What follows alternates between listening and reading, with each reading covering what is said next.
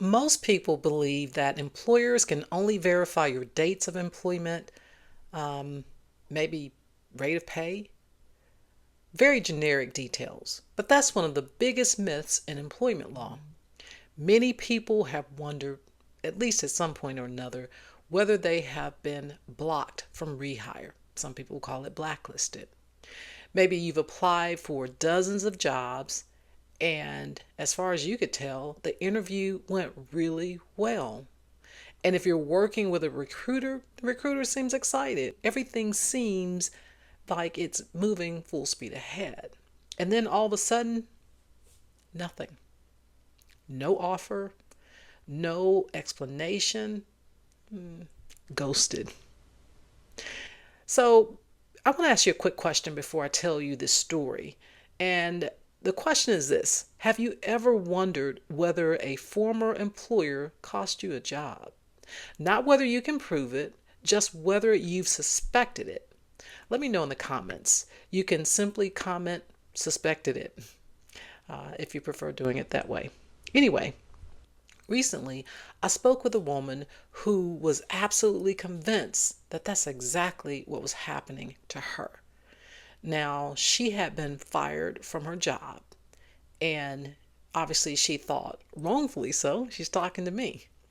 But after that, she struggled mightily to find another job.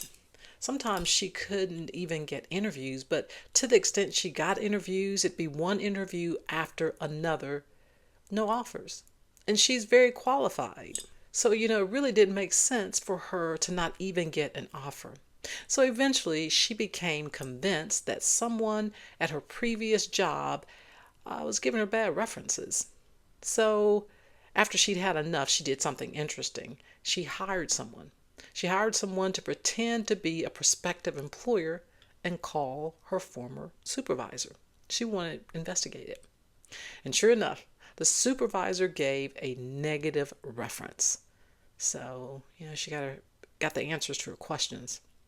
So supposedly what he was doing was telling people he wouldn't hire her because the two of them butted heads. She also learned that there was a note in her file stating that she failed to meet expectations, didn't meet the expectations of the job. Now, that was just her employment file that contained this information. So naturally, she wanted to know, can I sue them for defamation?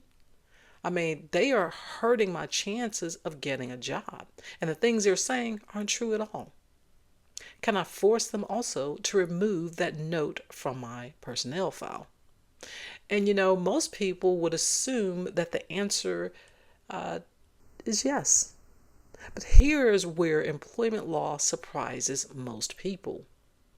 See, there is this widespread belief that employers are only allowed to confirm your dates of employment and maybe job title. But the reality is that's just not true. It's not true at all. Unless there's a special contract they signed agreeing to do that. But otherwise, that's just not true. Many employers choose to have that policy just because it reduces the risk of lawsuits. They use a third party company, so there's not even a question of whether or not your employer said something negative.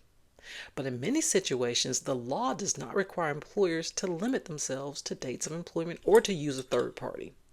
Former employers can often provide additional information, and sometimes they will do just that.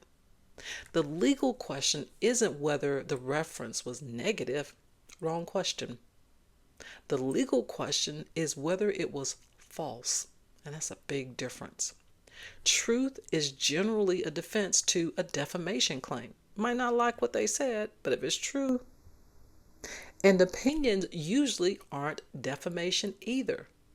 So, for example, saying that she and I didn't get along, we butted heads, we just were like oil and water.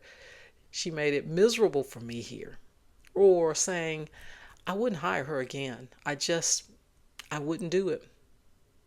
Those are opinions. And, they are what they are. Opinions are difficult to prove false. They're opinions. Now, let's look at this statement. If an employer falsely tells someone, yeah, she stole money from the company, or she committed fraud, or she was fired for something that really never even happened. Now, that's a very different situation. False statements, false statements of fact can create legal problems. But simply saying someone wasn't a good employee, opinion. Some people might agree with that. Some people might not. That's what makes it an opinion. Or saying that she didn't meet expectations, again, some people might agree with that. Whose expectations? Hard to prove that is false. Or that he wouldn't hire her again. I mean, that's a really easy one. But if you're saying she stole from the company, prove it. That's very different. That's why these cases can be so frustrating. Now, let's talk about something I hear all the time. And I get it. People tell me, I think I've been blacklisted. Let me tell you something. Sometimes that's true. And the more money you make, the more likely that's the case. The pool is a lot smaller. Everybody knows everybody. And a lot of times I tell people who make, you know, a lot of money, you need to try to get this settled quietly without involving the courts because, yeah, they'll blacklist you. I mean, they're not supposed to do that, but they do it all the time. Yeah. So sometimes it's true that people have been blacklisted, and sometimes it isn't. So, to the extent that you are trying to figure out whether or not you have been blocked from getting another job, here are a few signs that might make you wonder whether a bad reference is affecting your job search. First, everything goes well until the employer checks your references. And all of a sudden, the communication just stops. Another sign, multiple employers seem interested, but every opportunity disappears right after the reference stage. Wonder what happened. Third, recruiters become noticeably less enthusiastic after speaking with your former employer. It was all good till they talked to your old boss. Fourth, you know your former supervisor has strong personal feelings about you and has openly said they would never recommend you. Now, that's a big clue. uh, does that automatically mean you've been blacklisted or just blocked from getting hired again? Of course not. There could be other explanations. But if the pattern continues, it might be something that's worth investigating. One thing people don't realize is that you can, a lot of times, take steps to learn what's happening. I mean, that's exactly what the lady I spoke with recently did. I mean, you can ask a prospective employer whether references played a role in the decision. Sometimes they'll tell you, sometimes they won't. But a lot of times they'll tell you, yeah, that's what happened. Some people hire professional reference checking services. Those types of companies exist for a reason. Others have someone lawfully contact a former employer to see what information is being shared. The goal isn't to create evidence. The goal is to learn the truth because you need to know. You can't solve a problem until you know what the problem actually is. So you really need to do, whatever's possible to find out what these people are saying about you. But here's the bigger lesson. A bad reference is not automatically illegal. A false reference, on the other hand, might be. And there's a big difference.